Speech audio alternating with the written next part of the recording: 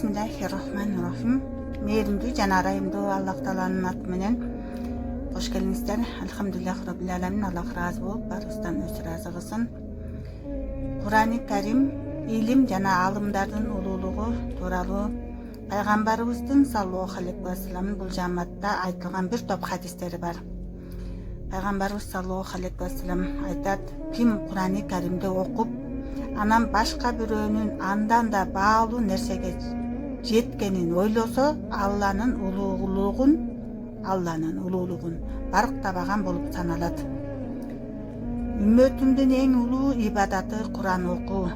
Силердин эң жакшыңар илим үйрөнүп, билгенин башкаларга үйрөткөнүңөр. Алхамдулиллах Rabbil Alamin. Аллахыма чек шүгүрлөр мактоолор болсун. Сүйүктүү пайгамбарыбыз саллаллаху алейхи ва саллям куттуу биле кутман сахабаларына Аллахтын саламы салаваттар болсун. Аллахтын жолун жолдогон, алардын артынан бар айткан барыбыздын кадамыбызды Аллах ош жолдо кадам бекем кылып, алардын жолун жолдогон жалпыбыздан Аллахым разы болуп, өзү разы кылып, Аллахым эки дүйнөбүзгө пайдалуу илим берип, көкүрөбүздүн көзүн ачып, дилибиздин түйүн чечип, Аллахтын сүйүктүү кулдарынан кылып, өзүнүн сүйүктүү кулдарынан кылып, сүйүктүү кулдары менен бирге кылып, пайгамбарыбыз саллаллаху алейхи ва саллям татыктуу үммөтүнөн кылсын. Амин. Аллахым баарыбызды көркөм ахлат ээси кылып, өзү коргоп, өзү колдосун. Амин. Архамар рахимин.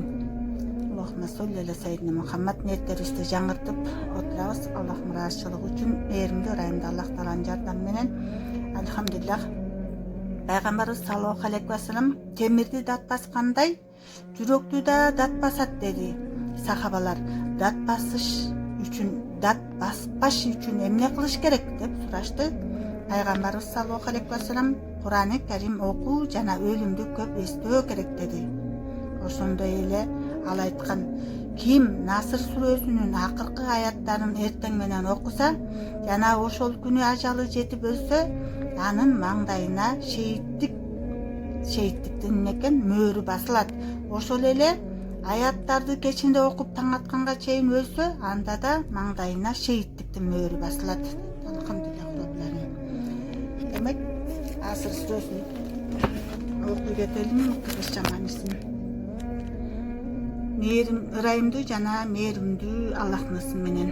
Эй Мухаммад саллаллаху алейхи ва саллям, качан Аллахтын жардамы жана жеңиши келсе, жана адамдар топ-топ болуп Аллахтын дини исламга кирип жаткандарын көрсөң, тезинен Робиңе мактоо алкоо айтуу менен ал затты ар кандай шериктерден арулап жана ал заттан кечирим сурагын. Анткени ал тообо зарларды кабыл кылуучу зат. Алхамдулиллах Rabbil Alamin. Аллахым баарыбыздын билип билбеген күнөөлөрүбүздү кечирип, тоболорубузду кабыл кылып, дубаларыбызды кабыл кылып, Аллахым эки дүйнө бактылык насип кылсын. Аллахым өзү разы болсун, өзү разы кылсын. Амин. Демек, ушул ким Наср сүрөсүнүн акыркы аяттарын деди, эртең менен окуса жана ошол күнү ажалы жетип өлсө, анын маңдайына шейиттиктин мөөрү басылат. Ошол эле аяттарды кечинде окуп таң атканга чейин өлсө, анда да маңдайына шейиттиктин мөөрү басылат.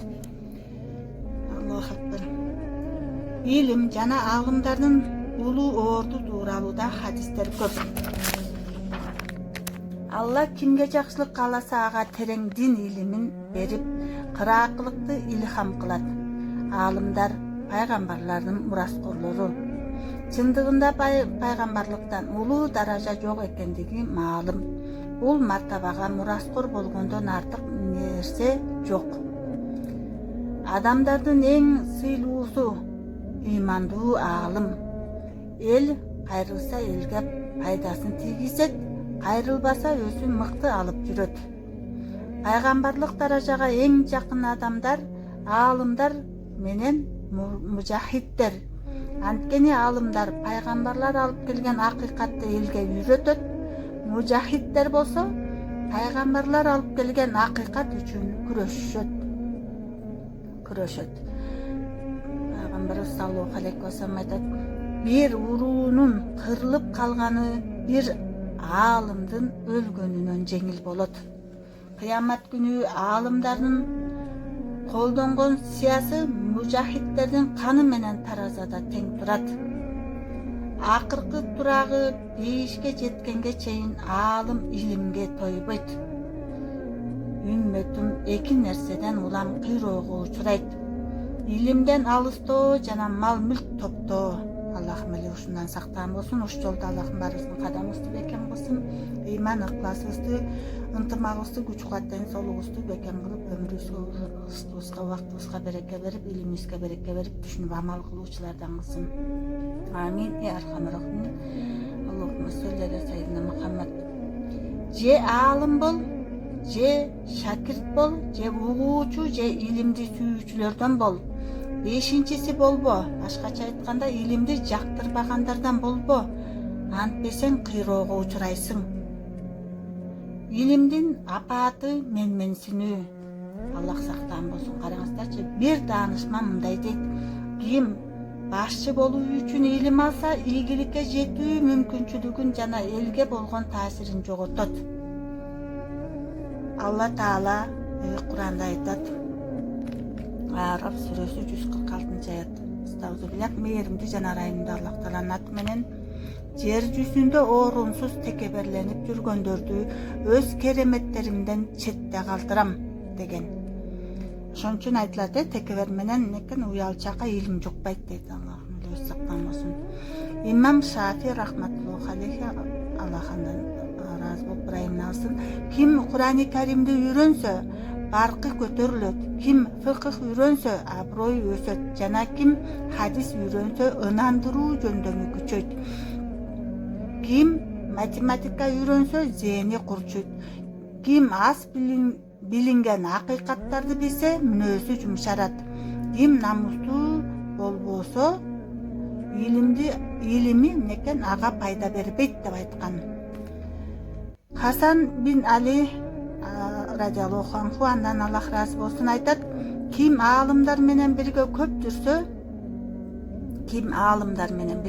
жүрсө, чечендиги өрчүт, зээниндеги кемпайлык жоголот, жан дүйнөсүнүн байыганы көңүлүн көтөрөт. Билгендерине ишеними артат жана үйрөнгөндөрүн айтууга батынат. Пайгамбарыбыз саллаллаху алейхи ва саллям наадандыктан өткөн жардылык болбойт деген.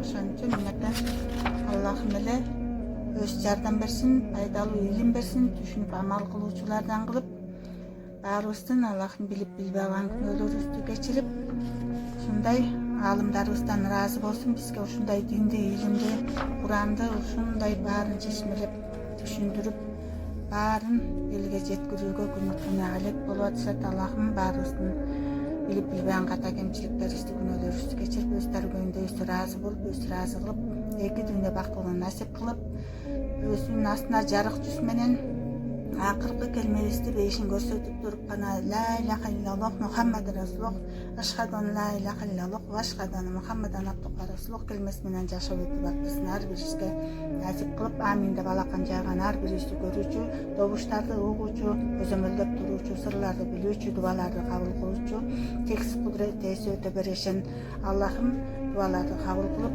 Пайгамбарыбыз саллаллаху алейхи ва саллям өзүнүн дуасында эмнен жакшылыктарын сураган болсо, Аллахым баарыбызга кабыл кылсын.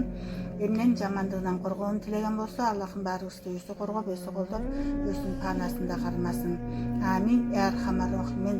Субханака Аллахумма ва бихамдик, ашхаду ан ла илаха илля анта, астагфирука ва атубу илейк.